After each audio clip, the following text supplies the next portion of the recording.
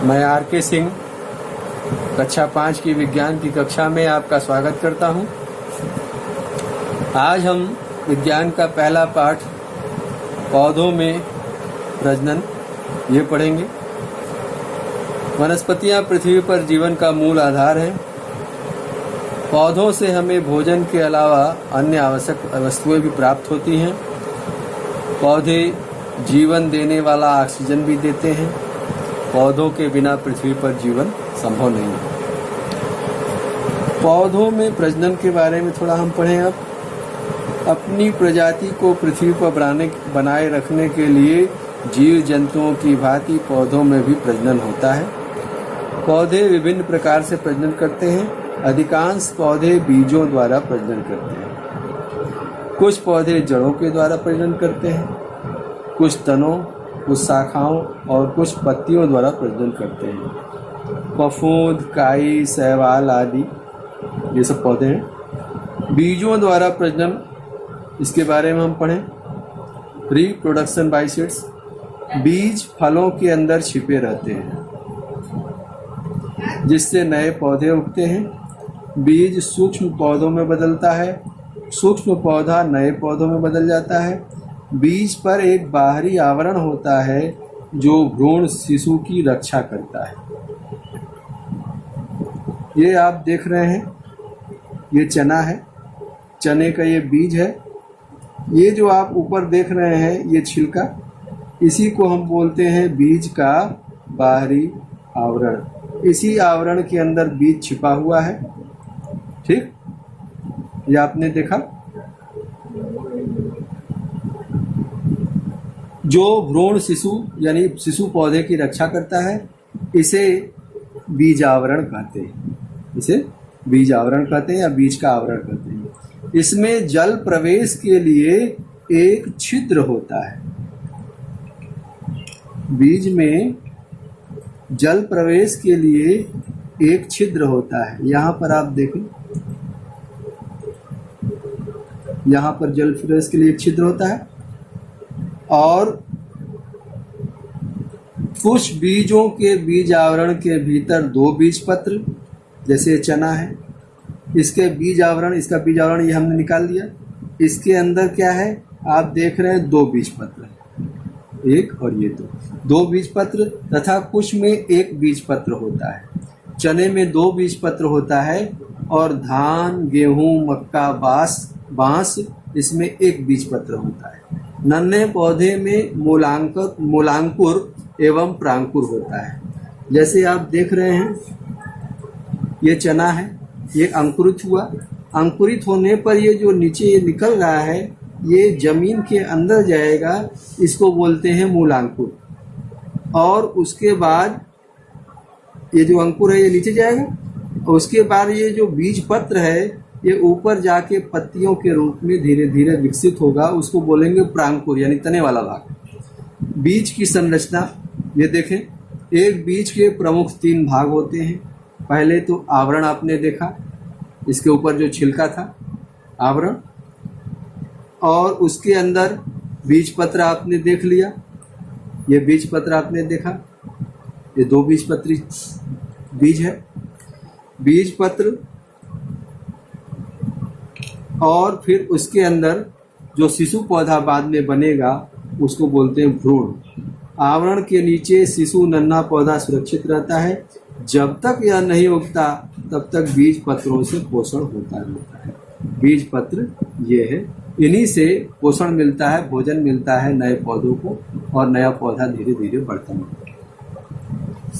भ्रूण व शिशु पौधा होता है जो नए पौधों के रूप में विकसित होता है। बीज का अंकुरण, बीज से नए पौधे का उगना अंकुरण कहलाता है।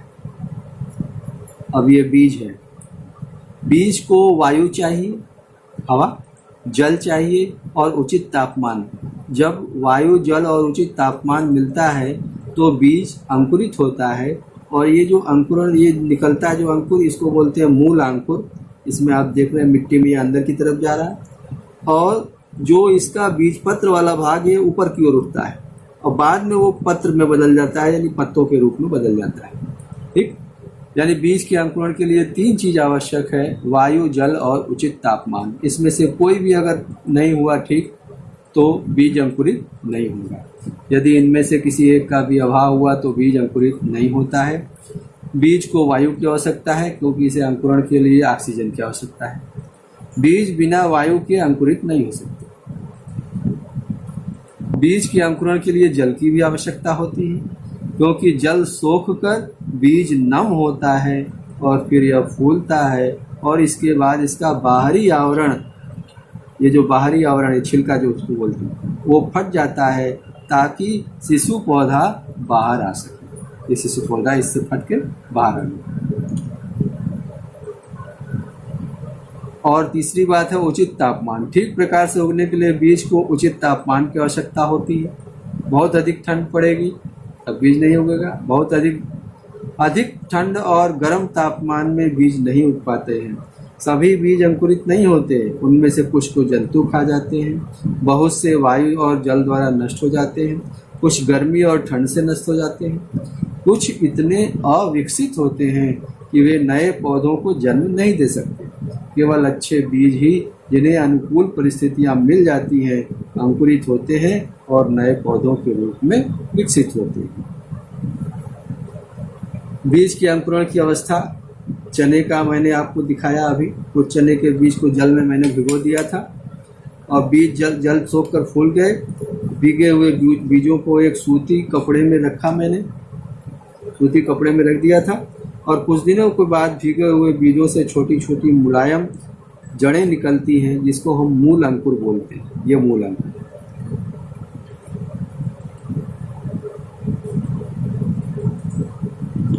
बीज एवं पत्तियों के साथ उगा यह पौधा बाद में पौध कहलाता है। इस तरह से बीजों का प्रकीर्णन कैसे होता है, माने बीज कैसे फैलते हैं एक स्थान से दूसरे स्थान पर।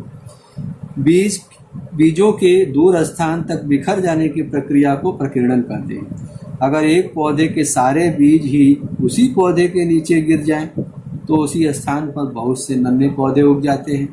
उनमें अच्छी वृद्धि नहीं होती है क्योंकि उन्हें पर्याप्त सूर्य का प्रकाश, मिट्टी से जल, खनिज लवण प्राप्त नहीं हो पाते। नए पौधों को उचित वृद्धि के लिए बीजों का प्रकीर्णन आवश्यक है। बीजों के प्रकीर्णन के लिए निम्नलिखित कारक हैं। वायु द्वारा प्रकीर्णन होता है, जल द्वारा और चिटक कर और जीव जंतुओं के द्वारा। वायु द्वारा कैसे होता है, जो हल्के बीज होते हैं वो वायु द्वारा मुख्य पौधों से दूर चले जाते हैं। ये बीज बहुत हल्के होते हैं। कुछ बीजों में बाल जैसी संरचना होती है या पंख होते हैं। जितने भी बीज इस प्रकार के होते हैं वे वायु द्वारा ही प्रकीर्णन करते हैं। कपास, मदार, यूपैटिज के बीज इसी प्रकार के बीज हैं। कुछ बीज जल द्वारा प्रकीर्णित होते हैं। फल और फल वाले पौधे पानी के बहाव के साथ यात्रा करते हैं, जैसे कमल, नारियल जो समुद्र के पास उगते हैं, कमल नदी में और नारियल समुद्र के पास, वे पानी में गिर जाते हैं क्योंकि ये पानी से हल्के होते हैं, इसलिए पानी में दूर तक चले जाते हैं। कुछ बीज चटक कर, कुछ फूल सूखने के पश्चात स्वयं चिटकते हैं। चिटकने के बाद इनके बीज दूर दूर तक बिखर जाते हैं, जैसे मटर की फली, सूरजमुखी और भिंडी इनके अच्छे उदाहरण हैं। कुछ जीव जंतु बीजों को फैलाते हैं, जैसे मनुष्य और जंतु फल खाकर उनके बीज फेंक देते हैं। इन बीजों से नए पौधे उगते हैं। कुछ फलों के छोटे छोटे बीज मनुष्य और जंतुओं के पेट में चले जाते हैं। ये बीज उत्सर्जन के दौरान यानी मल के द्वारा बाहर आते हैं और इस प्रकार बीज दूसरे स्थान पर पहुंच जाते हैं। कुछ बीजों तथा फलों में कांटे और बाल होते हैं। ये जंतुओं के बालों वस्त्रों में चिपक जाते हैं और चिपक कर दूसरे स्थान पर पहुंच जाते हैं, जैसे धतूरा और गोखरू का बीज। जड़ों द्वारा प्रजनन करने वाले पौधे क्या हैं? गाजर, मूली, शकरकंद, ये सब जड़ों द्वारा प्रजनन करने वाले पौधे। गाजर, मूली, शकरकंद, सलजा जड़ द्वारा प्रजनन इनका होता है। तनों द्वारा प्रजनन क्या होता है?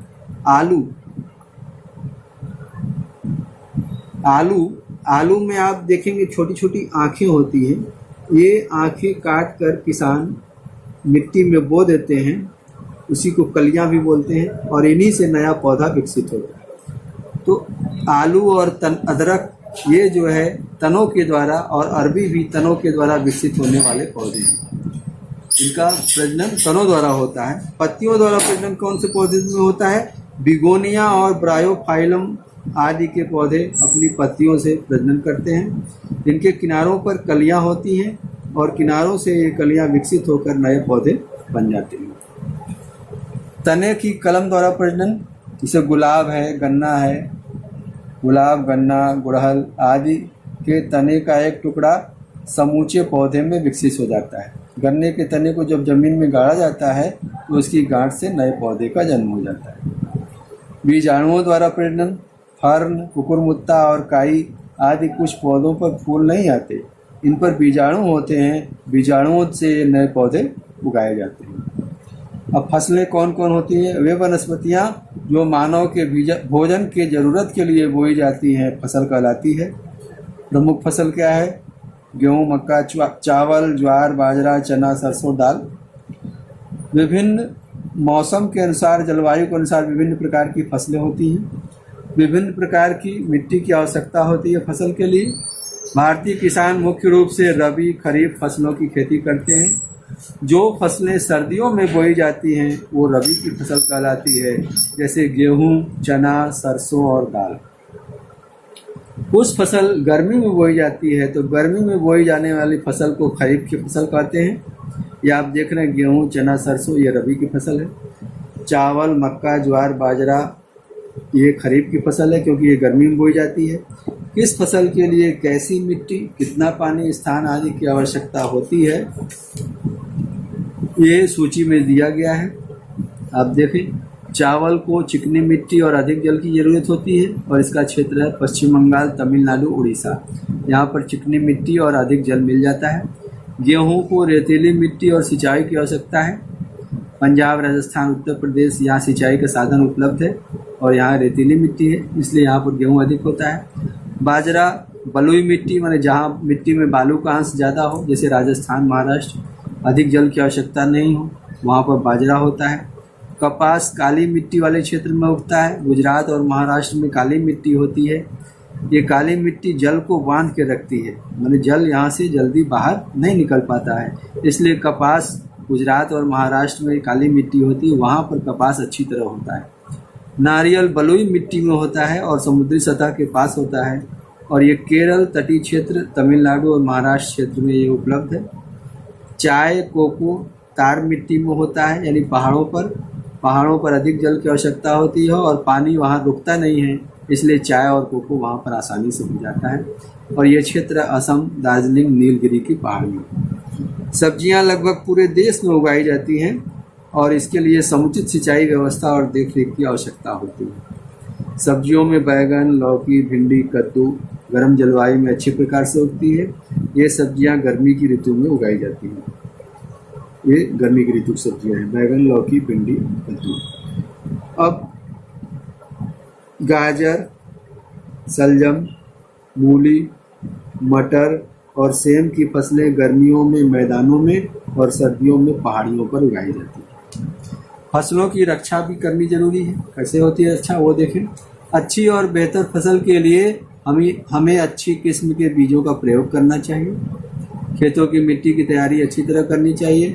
मिट्टी की उपजाऊ क्षमता बढ़ाने के लिए खाद का प्रयोग करना चाहिए। सही समय के अंतर पर सिंचाई भी करनी चाहिए। चरने वाले पशुओं, बकरी, गाय, भैंस आदि पशुओं से फसल की सुरक्षा करनी चाहिए। हानिकारक कीटों जैसे कैटरपिलर, दीमक और टिड्डी फसल को नष्ट कर देते हैं। अभी टिड्डियों का बड़ा दल आया था राजस्थान वगैरह में, फसलों को बहुत नष्ट हुए। फसल मध्य प्रदेश में भी हुआ। इसके लिए डीडीटी और गैमेक्सिन जैसे कीटाणुनाशक और जीवाणुनाशकों यानी इंसेक्टिसाइड और पेस्टिसाइड का छिड़काव करना चाहिए।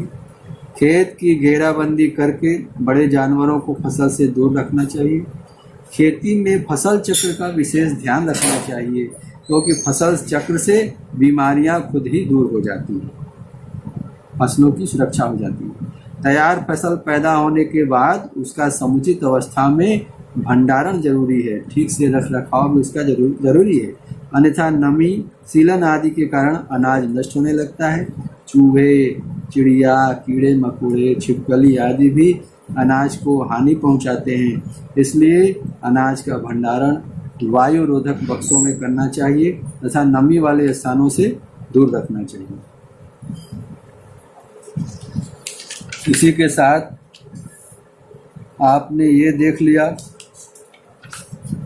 कि पौधे विभिन्न प्रकार से प्रजनन करते हैं। कुछ पौधों बीजों, जड़ों, तनों, पत्तियों और तने की कलम और बीजाणुओं द्वारा प्रजनन होता है। बीज का बाहरी आवरण बीजावरण कहलाता है। बीज से नए पौधे का उगना अंकुरण कहलाता है। बीज के अंकुरण के लिए वायु, जल और उचित तापमान और मृदा आवश्यक है। बीजों का प्रकीर्णन वायु, जल, बीजों के चिटकने एवं जीव जंतुओं द्वारा होता है। गेहूं, चना, सरसों रबी की फसल है। चावल, मक्का, ज्वार, बाजरा खरीफ की फसल है। फसलों को हानिकारक कीटों से बचाने के लिए जीवाणुनाशक और कीटनाशकों का प्रयोग करना चाहिए। इसी के साथ हम अगले चैप्टर में मिलते हैं। घर पर बने रहिए, सुरक्षित बने रहिए, खुश रहिए, हंसते रहिए, मुस्कुराते रहिए। जय हिंद, जय भारत।